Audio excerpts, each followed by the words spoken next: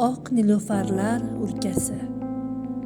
Rus yozuvchisi Grigoriy Petrov tomonidan yozilgan mashhur ma'rifiy publitsistik asar.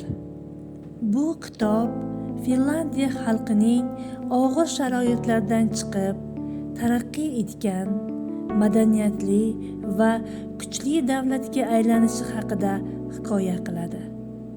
Muallif Finlandiyani ramziy ma'noda oq nilufarlar o'lkasi deb ataydi.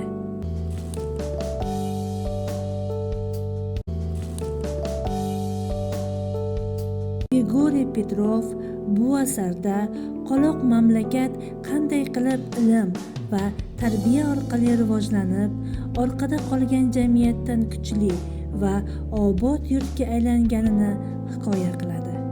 Kitobda halollik, mehnat va bilim inson hayotini ham, butun xalq kelajagini ham o'zgartirishi mumkinligi ko'rsatiladi. Bu asar o'quvchini o'ylashga chorlaydi. Biz ham shunday taraqqiyot sari intila olamizmi? O'z kelajagimizni o'zimiz yaratishimiz mumkinmi? Oq nilufarlar o'lkasi nafaqat bir xalqning tarixiy tajribasi, balki bugungi avlod uchun ham saboqdir.